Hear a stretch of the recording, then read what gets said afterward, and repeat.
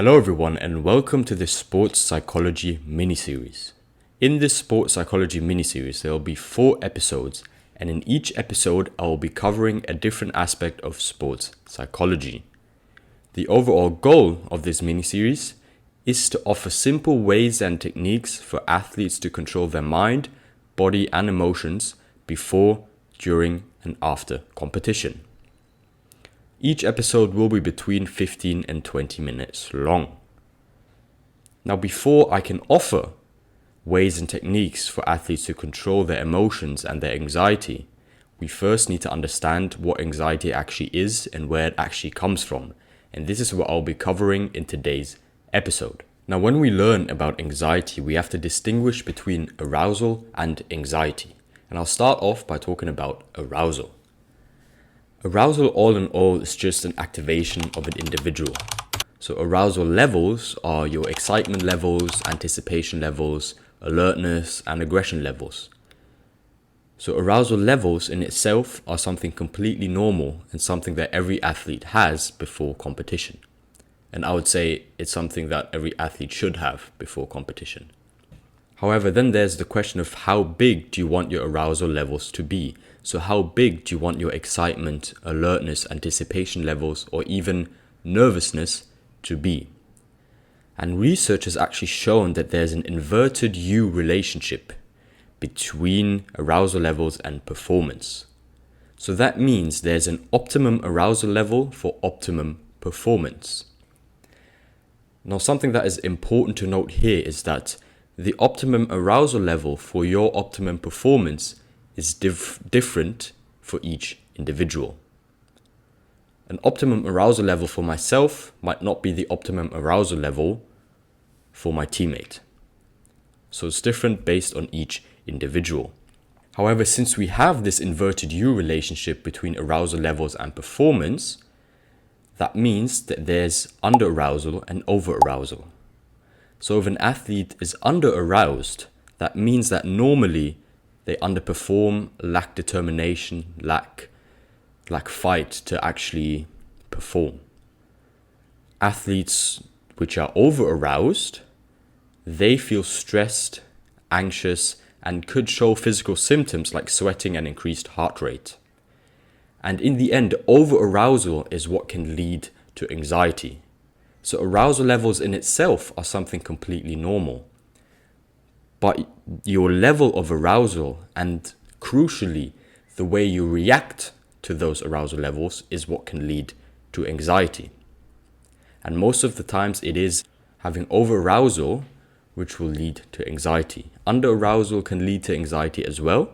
But as I said, it's your levels of anxiety and, crucially, the way you react to those arousal levels which then leads to anxiety.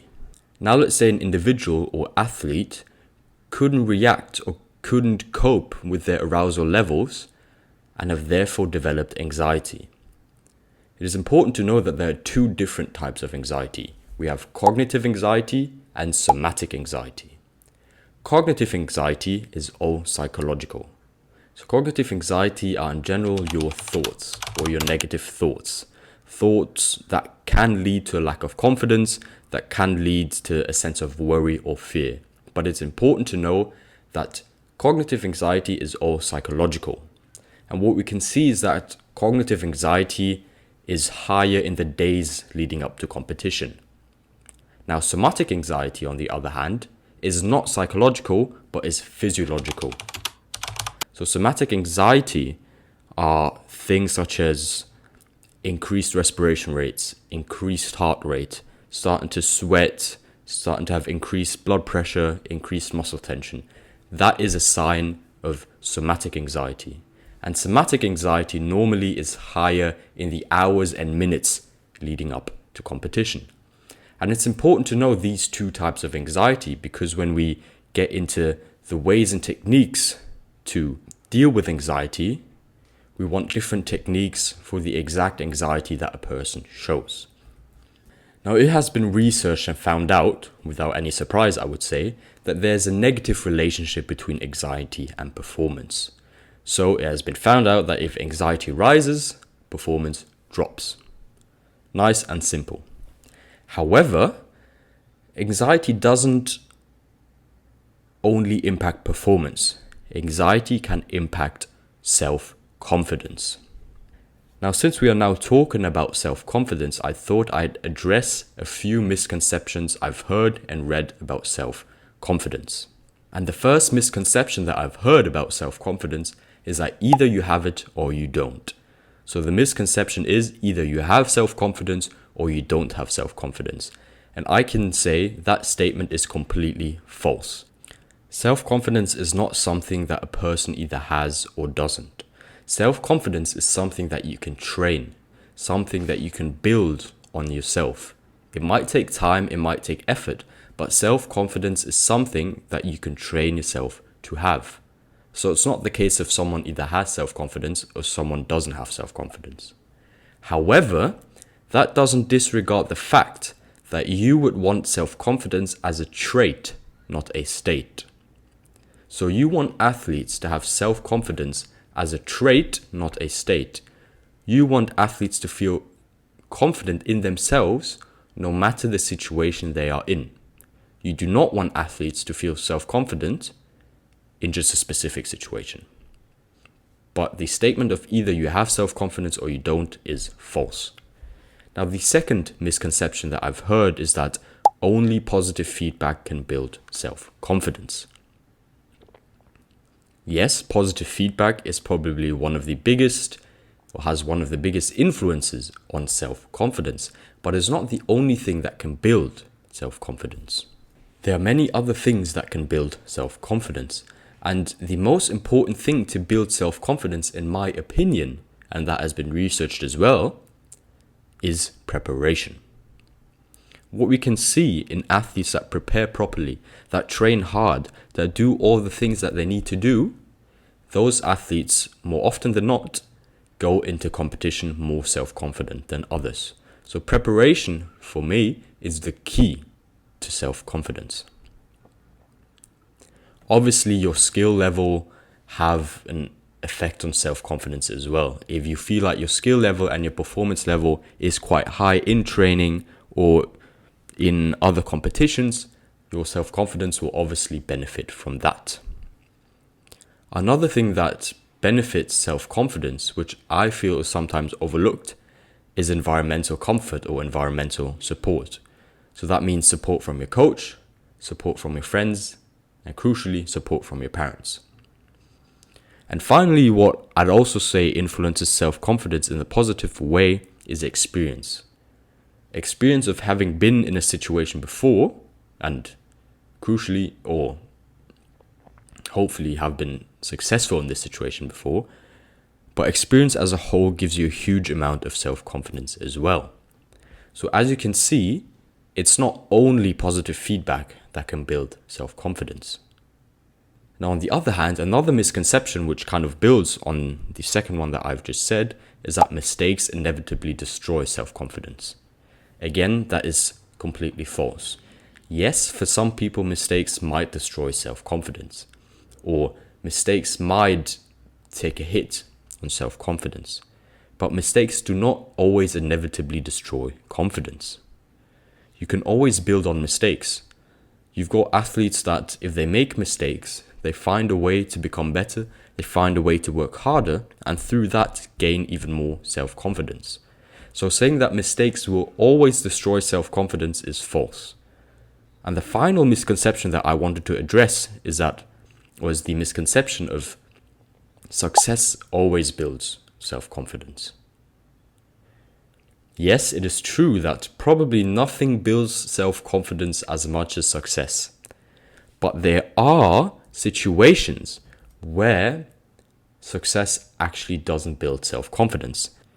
In some cases or in some instances, we see that athletes that perform well and have experienced success actually suffer a hit of self-confidence, because what happens is, due to the fact that they've been successful, they put even more pressure on themselves because they want to perform on this level again. They put so much pressure on themselves to perform like this again or even better that they start looking at their failures, at their weaknesses, and that will destroy their self-confidence.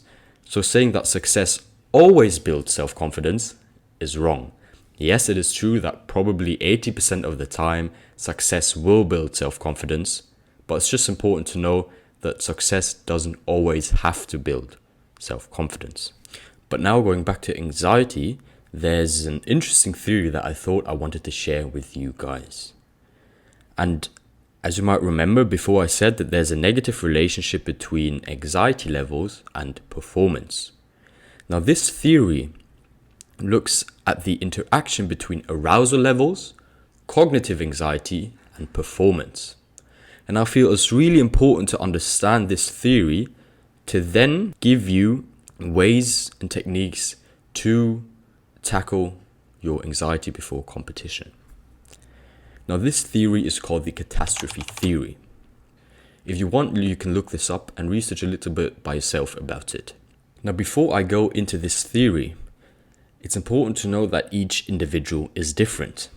Each individual reacts to certain situations, to certain arousal levels differently. And I think this is what this theory shows in a good way. Because what this theory firstly does, it distinguishes between athletes with low cognitive anxiety and athletes with high cognitive anxiety. And just to go back, cognitive anxiety are your thoughts. So cognitive anxiety is all psychological. So as I said, this theory distinguishes between people with low cognitive anxiety and people with high cognitive anxiety. And they found out that people with low cognitive anxiety, they have an inverted U relationship between arousal levels and performance. So for people with low cognitive anxiety, there's an optimum arousal level for optimum performance. However, being under-aroused or over-aroused doesn't really influence these type of people that much. However, now for the interesting part, people with high or athletes with high cognitive anxiety, they have a different relationship between arousal levels and performance. To start off with, people with high cognitive anxiety, their arousal levels or their performance rises with arousal levels to begin with. So as their arousal level increases, their performance increases. However, for people with high cognitive anxiety, there's a point where they can't handle the rise of arousal levels anymore. So their arousal level increases, it's all fine, but there's going to be a point where they can't handle the arousal levels anymore and crash. And that crash basically means that due to the fact that they can't handle these arousal levels anymore, their performance drops. Now there's two ways in which this can go, or two ways that this can go. First way is that the athlete is so overwhelmed by the arousal levels and by the emotions that they can't recover and their performance drops. The second way that many athletes go is that athletes actually recover themselves. They cognitively restructure themselves, they regain confidence and control of themselves, and they go back to the point that they were before, so back to that optimum level of performance. And I feel like this is really important to understand to then give you the ways and techniques to tackle anxiety.